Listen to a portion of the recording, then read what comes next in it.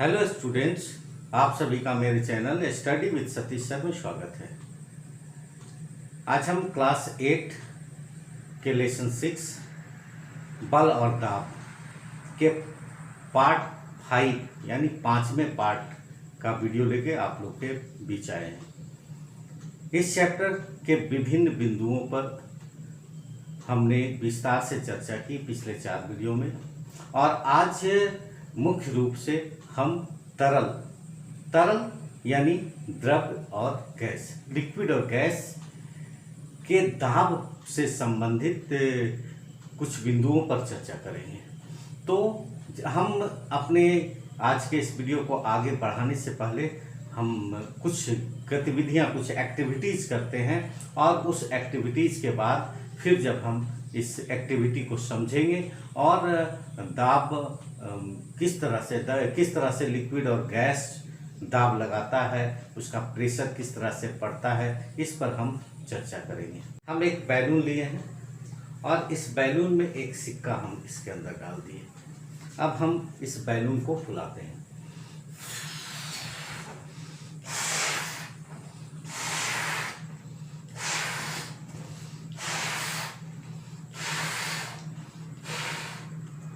इस बैलून को फुलाने के बाद ये जो सिक्का, इसके अंदर एक सिक्का, इस सिक्के को हम इस तरह से यहाँ पर ये व्यवस्थित करते हैं कि ये सिक्का यहाँ पर आते हैं।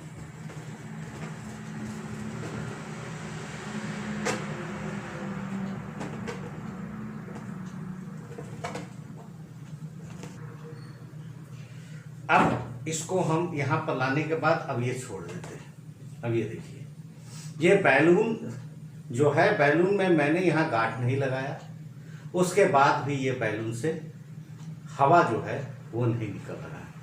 यहाँ पर जो है ये सिक्का आ गया। तो ऐसा क्यों होगा, क्यों हुआ, इस पर हम लोग चर्चा करेंगे। एक दूसरी गतिविधि, मैं इस ग्लास में, ये ग्लास है, इस ग्लास में एक पानी ले लेता हूँ, और ये कार्डबोर्ड है। इस कार्डबोर्ड से इसको मैं यहाँ पे ढक रहा हूँ, और ढकने के बाद मैं इसको ऐसे करके उलट रहा हूँ।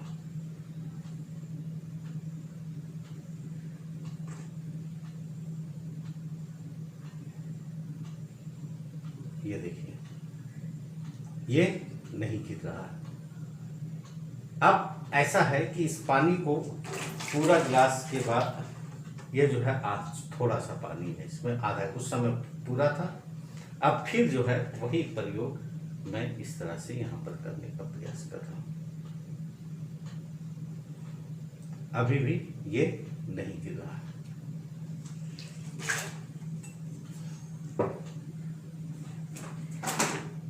एक तीसरी गतिविधि, ये एक बोतल है। इस बोतल में मैंने पानी भर दिया, और ये जो ढक्कन है, इस ढक्कन में 2 छेद करके 2 पाइप लगा दिया, और इसको यहाँ पर ये पाइप है। अब है कि मैं एक पाइप से इसको फूंकता,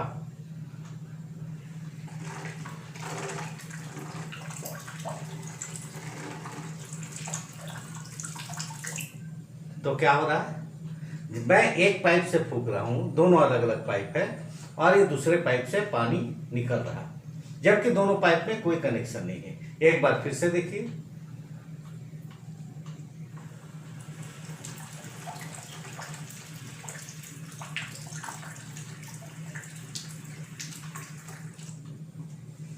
ये गतिविधि आप घर में भी कर सकते हैं।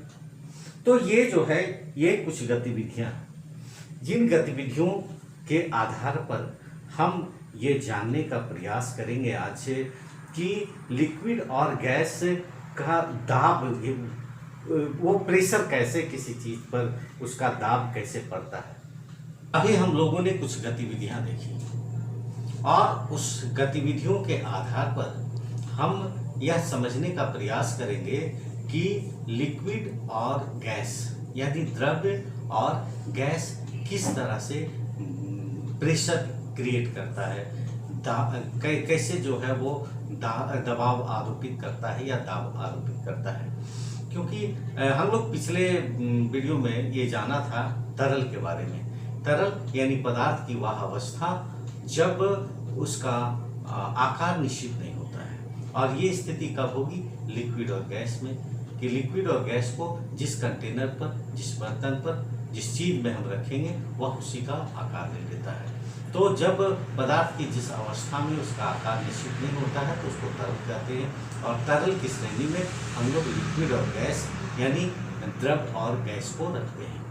तो आज हम उसी पर चर्चा करते हैं। एक हम अवधारणा बनाने का प्रयास करते हैं, समझ बनाने का प्रयास करते हैं कि लिक्विड और गैस किस तरह से प्रेशर एक्सर्ट करता है, किस तरह से वो दबाव डालता है।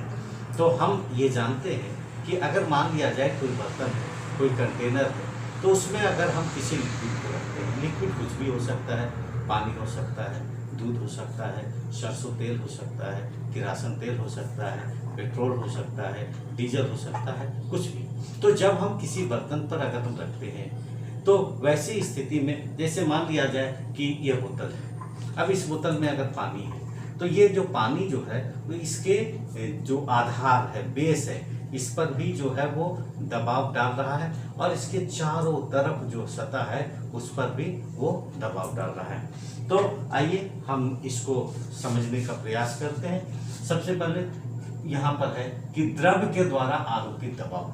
तो द्रव्य जो है वो कहाँ कहाँ दबाव डालता है। तो अभी हम लोगों ने देखा कि सभी द्रव्य बर्तन के आधार यानी बेस जो नीचे है उस पर और उसके दीवारों पर दबाव डालती है, यानी चारों तरफ, और लेकिन लिक्विड जो है ऊपर की तरफ दबाव जो है वो नहीं डालता है। जैसे अगर मान लिया जाए कि इसमें हम ये, तो ये पानी नीचे दबाव डाल रहा है, इसके दीवार के चारों तरफ जो है वो दबाव डाल रहा है, लेकिन ये जो ऊपर वाला सतह जो खाली हिस्सा है उसमें लिक्विड नहीं दबाव डाल रहा है। तो यहाँ पर हम लोगों ने देखा कि सभी द्रव्य बर्तन के आधार और दीवारों पर दबाव डालते हैं। अब है कि द्रव्य के दबाव पर गहराई का प्रभाव, यानी अगर गहराई अगर हो तो क्या प्रभाव पड़ता है। तो सामान्यतः क्या है कि अगर कोई चीज में लिक्विड है तो लिक्विड से जैसे जैसे हम नीचे जाएंगे, उसके नीचे जैसे जाएंगे यानी गहराई की तरफ बढ़ेंगे तो उसका दाब बढ़ता जाएगा। अब जैसे मान लिया जाए कि अगर नदी है या समुद्र है तो ऊपर से जैसे जैसे नीचे जाएंगे उसके तल के तरफ नीचे, तो वैसे लगातार जो है वो दबाव बढ़ता जाएगा, यानी गहराई के साथ जो है वो दबाव बढ़ता जाएगा। हम गतिविधि के माध्यम से समझने का प्रयास करते हैं कि गहराई के साथ द्रव्य का दाब कैसे बढ़ता है। तो इसके लिए हम क्या है कि एक बोतल लेते हैं।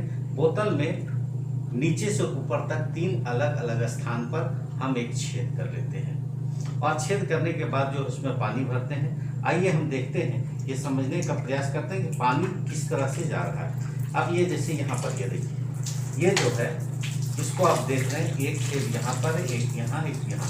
ऊपर वाला छेद से पानी कम दूरी में जा रहा है, बीच वाला छेद में ज़्यादा दूरी में जा रहा है, और जो सबसे नीचे छेद है वो और ज़्यादा दूरी। कहने का मतलब ये है कि इस गतिविधि के माध्यम से हम ये देखते हैं कि ये जो बोतल था, इस बोतल में जो हम 3 छेद किए, इस बोतल में एक लगातार जो 3 छेद किए, तो नीचे वाला जो छेद था उससे पानी ज़्यादा दूरी तक जा रहा था। बीच वाला जो छेद है उससे पानी नीचे वाले से तुलना में कम दूरी तक, और ऊपर वाले छेद में जो है सबसे कम दूरी तक जा रहा था। इससे क्या सिद्ध होता है कि जैसे जैसे मान लिया ये बोतल है, तो बोतल की गहराई जैसे जैसे हम नीचे की तरफ बढ़ रहे हैं तो जो ऊपर वाला छेद है वहाँ पर गहराई कम है, तो दाब कम है। दाब कम होने के कारण जो इससे पानी जो निकल रहा है उसका प्रेशर कम है, वो कम दूरी तक गया। इसके बाद बीच वाला जब है, यहाँ से जब हम यहाँ पर आते हैं तो वैसी स्थिति में ये गहराई बढ़ जा रहा है तो दाब बढ़ेगा, तो इससे जो पानी निकल रहा है वो कुछ ज़्यादा दूरी तक गया, और जो नीचे वाला जो छेद था वो नीचे वाला छेद में गहराई बढ़ गया तो दाब भी बढ़ेगा। दाब बढ़ने के कारण जो पानी यहाँ से निकल रहा था वो ज़्यादा दूर तक गया। तो इस प्रकार से हम लोग ये देखते हैं कि जैसे जैसे गहराई बढ़ती है, ऊपर से नीचे जाएंगे, वैसे वैसे दाब बढ़ता जाएगा।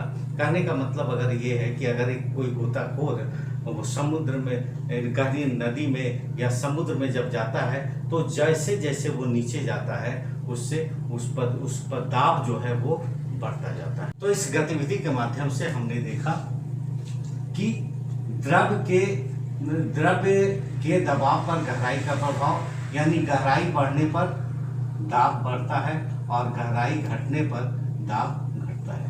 अब है कि अगर द्रव के समान गहराई पर दबाव, ऐसा आप लोग घर में भी एक्सपेरिमेंट कर सकते हैं, इस तरह से गतिविधि कर सकते हैं। एक बोतल लेकर एक साथ जो है अलग अलग एक ही रेखा पर अलग अलग जो है वो 4-5 छेद कर दीजिए, और उसके बाद इसमें पानी भर के देखिएगा कि जितना भी छेद है सबसे जो पानी निकल रहा है वो क्या होगा, वो समान प्रेशर से निकलेगा। तो इससे वो सिद्ध होगा कि जब द्रव के समान गहराई, यानी गहराई जब समान होगी, यानी जब समान गहराई होगी तो सभी दिशाओं में वो समान दाब लगाता है द्रव। अब है ऊंचाई, द्रव की ऊंचाई पर दाब का प्रभाव। जैसे जैसे हम जो है ऊंचाई है तो हम यहाँ पर क्या है, देखिए द्रव की ऊंचाई बढ़ने पर आधार पर द्रव का दाब बढ़ता है। जैसे मान लिया जाए कि अगर ये बोतल है तो ये बोतल में अगर हम पानी लिए तो पानी, जितना भी पानी रहेगा वो आधार जो है आधार पर दाब लगाएगा। अगर मान लिया ये बोतल बड़ा होता तो उसमें जो है वो ऊंचाई जो है वो बढ़ जाता, तो वो जो दाब लगाता आधार पर वो क्या होगा, बढ़ जाएगा। कहने का मतलब है कि जैसे जैसे ऊंचाई बढ़ेगा तो आधार पर जो बल लगता है वो आधार पर लगने वाला बल ये बढ़ता जाएगा। तो इस तरह से ये हम लोग ये देख रहे हैं कि कोई भी लिक्विड किस तरह से प्रेशर एक्सर्ट करता है, किस तरह से प्रेशर लगाता है। अब आगे बर्तन की दीवारों पर द्रव का दबाव। अब है कि अगर कोई बर्तन है, बर्तन के दीवार पर द्रव का दबाव क्या होगा, तो हम लोगों ने देखा कि वो दबाव चारों तरफ जो है वो लगाता है। अगर मान लिया जाए कि इसमें हम पानी रखे हैं तो पानी जो है इसका जो दीवार है चारों तरफ समान दबाव लगाएगा। और एक चीज यहाँ पर ये जानना ज़्यादा जरूरी है कि ये जो दबाव है वो बर्तन के आकार और आकृति पर निर्भर नहीं करता है, बल्कि ये निर्भर करता है कि इसकी गहराई कितनी है, कितना अमाउंट है और कितना एक साथ जो है कितना ऊंचाई तक पानी या कोई लिक्विड भरा हुआ है। तो अब इसके बाद हम लोग जानेंगे कि गैस का जो है प्रेशर, गैस कैसे प्रेशर एक्सर्ट करता है। अब हम बात करते हैं गैसों द्वारा लगाए गए दाब, और मुख्य रूप से आज चर्चा का विषय होगा वायुमंडलीय दाब। तो वायुमंडलीय दाब क्या है बच्चों, आप लोग को मालूम होगा कि वायुमंडल जो है, वायुमंडल वस्तुतः कई गैसों का मिश्रण है। वायुमंडल में कई गैसें हैं, तो गैस जो है वो जब गैस नीचे से ऊपर तक जो है कुछ ऊंचाई तक गैस है तो गैस का भी अपना कुछ वजन होगा, कुछ वेट होगा, तो जिसके कारण वो भी जो है प्रेशर एक्सर्ट करता है, दाब लगाता है। तो वायुमंडल में उपस्थित गैसों द्वारा इकाई क्षेत्रफल में लगने वाले बल को हम वायुमंडलीय दाब कहते हैं, जिसको कि एटमॉस्फेरिक प्रेशर कहते हैं। अगर अंतर्राष्ट्रीय मात्रक इसका, वायुमंडलीय दाब का अंतर्राष्ट्रीय मात्रक जो है वो बार होता है, और एक बार जो है 10⁵ पैस्कल के बराबर होता है। पिछले वीडियो में हम लोगों ने जाना था दाब का एसआई मात्रक पास्कल होता है, या न्यूटन पर मीटर स्क्वायर भी हम उसे कहते हैं। तो ये वायुमंडलीय दाब जो है एक वायु जो है यानी हवा जो दबाव डालती है, जो प्रेशर एक्सर्ट करती है, बोलचाल की भाषा में उसे हम वायुमंडलीय दाब कहते हैं। एक बहुत ही महत्वपूर्ण बात यहाँ पर ये जानना जरूरी है कि अगर वायुमंडल, अगर हम खुले आसमान के नीचे रहते हैं तो वायुमंडल का दाब क्या हमारे शरीर पर पड़ता है? क्या हम महसूस करते हैं? अगर देखा जाए तो वो तो जितना दाब पड़ता है उतना हम महसूस नहीं करते हैं। ये अनुमान के अनुसार अगर हम खुले आसमान के नीचे अगर रहते हैं तो ये हम वायुमंडल का हम पर करीब 10 टन का जो है वो दाब पड़ता है। 10 टन्स। आप सोच रहे होंगे कि 10 टन का दाब, लेकिन हम लोग महसूस नहीं करते हैं। तो इसका कारण क्या है? तो इसका कई कारण है। आप लोगों ने पढ़ा होगा संतुलित बल।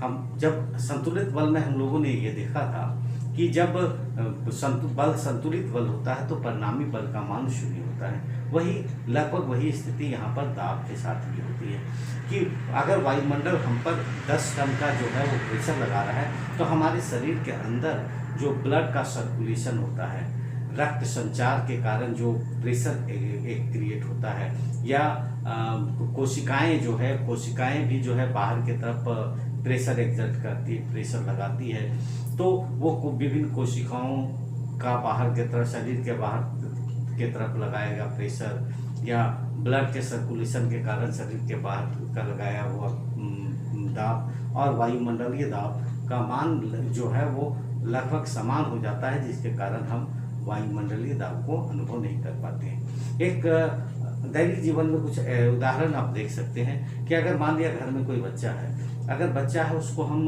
जब गोद लेते हैं तो उसका कुछ वेट होता है, लेकिन वही बच्चा जब रात को गहरी नींद में सोया है, अगर आप उठाइए तो फर्क महसूस कीजिएगा। उस समय देखिएगा कि जब बच्चा सो जाता है तो उस समय उसको अगर उठाते हैं तो दिन में जब वो जगह है, गोदी हम दिए हैं, गोद में उठाए हैं, उसकी तुलना में जब बच्चा गहरी नींद से सोया हुआ उसको उठाने में लगता है थोड़ा भारी हो गया। इसका कारण क्या है? इसका कारण है कि जब बच्चा सो जाता है, गहरी नींद में होता है, तो ब्लड का सर्कुलेशन का जो स्पीड है वो स्पीड कम हो जाता है, जिसके कारण जो है वो थोड़ा सा हमें ज़्यादा वेट महसूस होता है। अब हम ये भी जानने का प्रयास करेंगे कि क्या वायुमंडलीय दाब पृथ्वी पर हर जगह समान होता है? तो ऐसा नहीं होता है। पृथ्वी पर वायुमंडलीय दाब का मान हर जगह समान नहीं होता है। जैसे जैसे हम ऊंचाई की ओर बढ़ते हैं वैसे वैसे वायुमंडलीय दाब कम होता जाता है, और जैसे जैसे नीचे आएंगे वायुमंडलीय दाब का मान बढ़ता जाता है। यही कारण है कि अगर हम खाना बनाते हैं तो खाना बनाने में अगर हम ऊंचे स्थान या पहाड़ी स्थान पर जब हम कोई खाना बनाते हैं तो अपेक्षाकृत अधिक समय लगता है अगर हम पृथ्वी की सतह पर जो है वो बनाते हैं। इसका कारण क्या है कि जैसे जैसे हम ऊपर जाते हैं वायुमंडलीय दाब कम होता है, और वायुमंडलीय दाब कम होने के कारण जल का जो क्वथनांक है वो क्वथनांक भी घट जाता है, जिसके कारण भोजन में बनाने में अपेक्षाकृत अधिक समय लगता है। वायुमंडलीय दाब का जो हम बैलून वाला जो गतिविधि किए थे, तो यहाँ पर बैलून की गतिविधि में हम देखे कि यहाँ पर जो है ये हम छोड़ देने के बाद भी इससे हवा जो है वो अंदर से नहीं निकल रहा है। इसका कारण क्या है? इसका कारण ये है कि जब हम इसको फुला रहे थे तो हवा इसके अंदर जा रहा था, और जब ये सिक्का यहाँ पर आ गया तो यहाँ पर आने के बाद क्या है कि इधर से अंदर का जो हवा है, चूंकि इसको जब हम छोड़े तो वो बाहर निकलने का प्रयास किया, लेकिन ये जो है सिक्का जब यहाँ पर आया तो ऊपर से जो है जो बाहर निकलने वाली वायु जो है, हवा जो है, इस पर वो दाब लगाया, जिसके कारण जो है वो सिक्का इसके बीच में यहाँ पर आ गया। इसका जो माउथ है यहाँ जहाँ से हवा निकलता, और इसके कारण जो है ये बैलून से हवा नहीं निकल रहा है। दूसरी जो गतिविधि हम लोगों ने किया था, ये जो गतिविधि था, इसमें इस गतिविधि में हम लोग चाहे पूरा ग्लास पानी ले सकते हैं या फिर जो है ये हम आधा ग्लास पानी ले सकते हैं। इस पानी को लेकर ऐसे करके जब हम यहाँ पर उलटते हैं, उलटने के बाद हम क्या देखते हैं कि ये नहीं गिर रहा है। इसका कारण क्या है?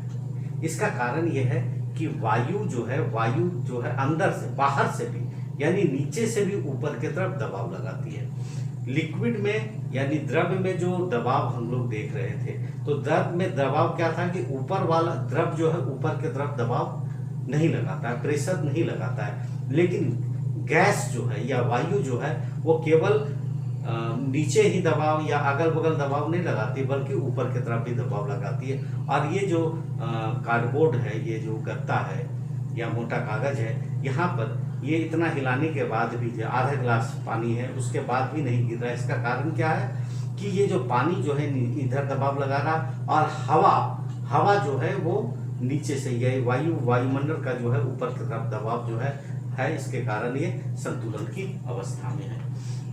उसी तरह से ये जो गतिविधि थी, इस गतिविधि में क्या था, इस गतिविधि में देखिए ये 2 पाइप है, ये हम पानी इसमें भरे, इसमें 2 छिद्र किए, ये इसको जो है इसमें हम यहाँ पर डाल देते हैं, और दोनों जो छिद्र है उस छिद्र से ये पाइप जो है, इस पाइप को हम अंदर डालते हैं। ये दोनों पाइप में कोई संबंध नहीं है, दोनों जो है अलग अलग छिद्र से डाला हुआ है। और उसके बाद भी जब हम एक से, अगर हम यहाँ हम फूकते का मतलब क्या कि वायु इसके अंदर जा रहा है, हवा जा रहा है, और वायु ये जा रहा है तो एक प्रेशर क्रिएट करता है, दाब क्रिएट करता है।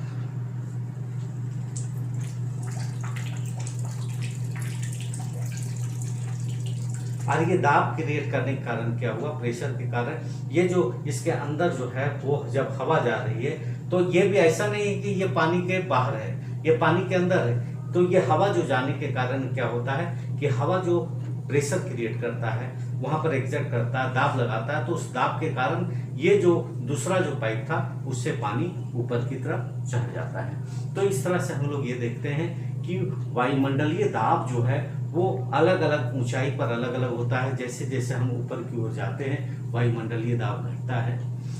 हम लोगों ने ये भी जाना कि प्रयोग के माध्यम से कि जो गैस है वो चारों तरफ दबाव लगाती है, वो नीचे की तरफ, ऊपर की तरफ, अगल बगल सब। जबकि गैस में क्या है, द्रव में क्या है, द्रव जो है वो ऊपर की तरफ दबाव नहीं लगाती है। यहाँ पर एक चीज और जानना ये महत्वपूर्ण होगा कि जो वायुमंडलीय दाब होता है वो वायुमंडलीय दाब एक एटमॉस्फेयर, एटीएम उसको कहते हैं, एक एटमॉस्फेयर। ऐसे हम लोगों ने ये जाना, इसका मात्रा क्या होता है, 1 बार। इसका जो है ये होता है SI मात्रक बार, और 1 बार जो है, 1 बार 10 का पावर 5 न्यूटन प्रति मीटर स्क्वायर के बराबर होता है। और ये एक वायुमंडलीय दाब जो है वो कितने के बराबर होता है, इसको हम लिखते हैं 760 mm ऑफ Hg, या फिर इसको लिखते हैं 76 सेंटीमीटर ऑफ Hg। तो Hg क्या है, Hg है पारा। Hg जो है ये पारा का संकेत है। तो यहाँ पर इसको समझने का हम प्रयास करते हैं कि क्या है। तो ये है कि अगर मान लिया जाए कि 1 सेंटीमीटर की त्रिज्या वाले अगर एक पाइप में 76 सेंटीमीटर ऊंचाई तक अगर हम पारा भरे, तो वो जो जितना बल लगाएगा इसके बेस में, वो एक वायुमंडलीय दाब के बराबर होगा। या फिर हम ये कहें कि 1 मिलीमीटर त्रिज्या वाले एक पाइप में 760 मिलीमीटर तक अगर पारा भरते हैं, तो जो प्रेशर उसके बेस में लगेगा उसको हम कहेंगे एक वायुमंडलीय दाब। अब यहाँ पर एक ये नाम यहाँ पर देखिए, ऑटो वान गैरिक। ऑटो वान गैरिक जो है एक वायु चूसक पंप का आविष्कार किया था, और वायुमंडलीय दाब से या प्रेशर का कई जो है महत्वपूर्ण एक्सपेरिमेंट किया था। उनका एक जो सबसे महत्वपूर्ण एक्सपेरिमेंट जो प्रयोग है, उन्होंने क्या किया कि दो अर्धवृत्ताकार जो है वो लगभग 56 सेंटीमीटर त्रिज्या का 2 अर्धवृत्ताकार जो है वो वस्तु को लिया, और दोनों को एक दूसरे के साथ सटाने के बाद क्या है कि इसके अंदर की जो हवा है, जो वायु है, उसको वायु चूसक पंप के द्वारा वो निकाल दिया, और दोनों तरफ 8 घोड़े को, 1 2 3 4 5 6 7 8, इधर भी 8 इधर भी 8, यानी 56 सेंटीमीटर त्रिज्या वाला 2 अर्धगोला लेकर दोनों को सटाकर उसके बीच को जो हवा है वो वायु चूसक पंप से उन्होंने निकाल दिया। निकालने के कारण वहाँ वैक्यूम क्रिएट हो गया, निर्वात के कारण वो पूरी तरह से क्या हो गया, सट गया, और वो इतना पावरफुल जो है था कि इसको जो है 8 घोड़ा इधर खींच रहा था इस तरफ और 8 घोड़ा जो है इधर खींच रहा था, उसके बाद भी जो है इसको वो अलग नहीं कर पाया। कहने का मतलब ये है कि जब ये वैक्यूम यहाँ क्रिएट हो गया तो वैक्यूम जो क्रिएट होने के कारण जो है वो काफ़ी पावरफुल हो गया। ये इस तरह से ये वायुमंडल ये वायु या गैसों पर दाब के उदाहरण है। तो आज के वीडियो में इतना ही। तो आज हम लोग एक बार रिकैप कर लेते हैं कि आज हम लोगों ने क्या क्या जाना। तो आज के वीडियो में मुख्य रूप से हम लोगों ने ये जाना कि द्रव और गैस कैसे प्रेशर एक्सर्ट करता है, कैसे प्रेशर क्रिएट करता है। द्रव्य में हम लोगों ने ये देखा कि द्रव्य जिस बर्तन में रहेगा उस बर्तन के आधार पर या चारों तरफ जो है वो दबाव डालती है। जैसे जैसे हम द्रव में नीचे जाएंगे वैसे वैसे दाब जो है बढ़ता जाएगा, जैसे जैसे हम ऊपर आएंगे दाब घटता जाएगा। और अगर समान गहराई हो तो उसमें चारों तरफ जो दाब का मान समान होगा। लेकिन एक चीज यहाँ महत्वपूर्ण ये है कि कोई भी द्रव अपने जो फ्री सरफेस जो ऊपर वाला लेवल है उसके ऊपर जो है वो दबाव नहीं डालती है। लेकिन इसके ठीक विपरीत अगर गैस की बात करें तो गैस में चारों तरफ जो है वो गैस दबाव डाल सकती है, प्रेशर एक्सर्ट कर सकता है, चाहे वो बायां दाएं पर। कोई अगर कंटेनर है, कंटेनर के चारों तरफ उसके आधार के उसके ऊंचाई की तरफ। तो इस तरह से ये जो छठा लेसन 6 बल और दाब है वो अब कंप्लीट होता है। उम्मीद है कि आपको ये अच्छा लगा होगा, समझ में आया होगा, बल और दाब से संबंधित अवधारणा क्लियर हुआ होगा। आप अपनी किताब को पढ़िए और किताब को पढ़ने के बाद इस वीडियो के सहायता से वो समझने का प्रयास कीजिए। उसके बाद भी अगर कहीं पर कोई प्रॉब्लम होता है तो आप मुझसे मेरे व्हाट्सएप पर या मेरे फ़ोन नंबर पर जो है वो संपर्क कर सकते हैं। मेरा व्हाट्सएप और फ़ोन नंबर है 7979725253। एक बार फिर से 7979725253। तो अब इजाज़त दीजिए और आप लोगों से एक रिक्वेस्ट है कि प्लीज़ मेरे इस चैनल को सब्सक्राइब जरूर कीजिएगा और इस वीडियो को लाइक के साथ कमेंट भी जरूर कीजिएगा। Thank you.